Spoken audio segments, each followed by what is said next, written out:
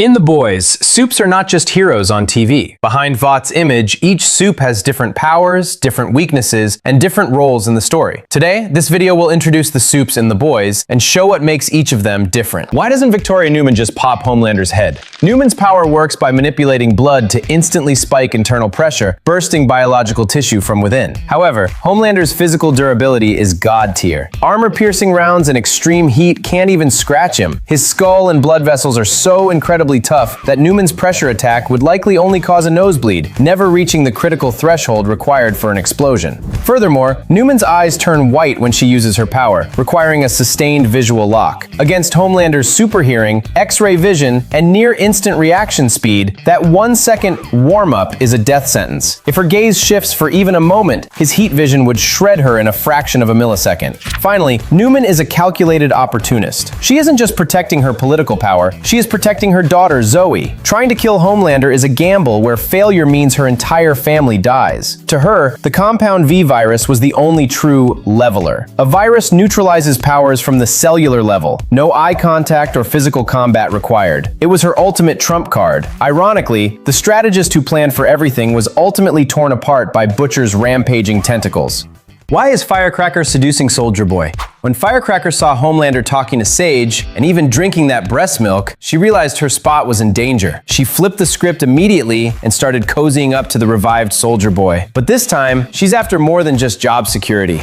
First, she's aiming for someone even more powerful than Homelander. According to the lab reports, the only reason Soldier Boy survived Butcher's deadly virus is the original V1 Compound V in his veins. As the world's last carrier of the primal gene, his bodily fluids are the key to cloning V1. Whether she's extracting genes or trying to get pregnant, her status would skyrocket. Second, Homelander might be the one pulling the strings. He's gone off the deep end,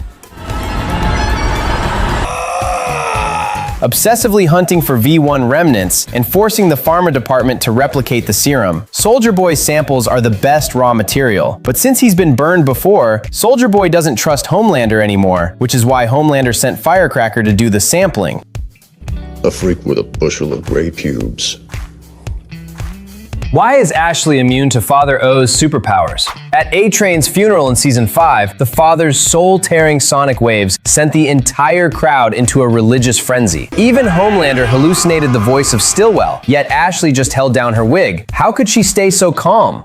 It all links to her mutated powers. While the parasite face causes her intense headaches, it also grants her a form of mental defense. When the father tries to hijack everyone's brain with his frequency, Ashley's nervous system is busy processing two conscious minds. She's basically on a busy line, making it impossible to receive the father's signal. A deeper reason is that Ashley is the only real mourner at this fake funeral. Homelander is performing, the father is profiting. Only Ashley is drowning in genuine guilt over A-Train. She once refused his offer to escape. That real sense of loss is much heavier than any cheap hallucination. Finally, the parasite face acts as Ashley's shadow, constantly exposing her cowardice and lies. Right now, Ashley is moving toward redemption. She's no longer just a Vought lapdog, but a predator hiding in plain sight next to Homelander. Just like Sister Sage, she maintains absolute logic and clarity at all times. Why did A-Train willingly face his death? In the first episode of The Boys Season 5, facing Homelander's chokehold, A-Train doesn't beg for mercy but laughs instead. Why is he no longer afraid of Homelander, even if it means dying? It all comes down to his journey of growth. At the start of the story, A-Train was high on Compound V and out of control, turning Huey's girlfriend into a red mist. Back then, he was selfish and cold, caring only about his status and endorsements, indifferent to the lives he destroyed. As Homelander turned darker, A-Train became a lowly corporate slave. To save himself, he betrayed Starlight and even his own brother. During this time, he lived like an empty shell, running from his guilt and his fear of Homelander. It wasn't until his heart transplant and his family's abandonment that he finally began to change. He started to reclaim his dignity and the true meaning of running. He secretly leaked intel to Huey and helped the boys. He dared to rescue civilians under fire, proving to his brother that he had grown. Finally, at the start of Season 5, A-Train is fleeing with everything he has. With Homelander's laser eyes, guys closing in. Suddenly, a young girl appears in his path. He could have plowed through her like he did in Season 1 to make his escape, but this time, he chose to follow his heart and veered away at full speed. In that moment, he knew he was choosing a path to his own death. A-Train crashed hard, allowing Homelander to catch him. But as Homelander tightened his grip on his throat, A-Train just smiled with contempt. He mocked Homelander as a whining failure, knowing that he had achieved redemption through his actions and his life. In that final moment, he became a true superhero.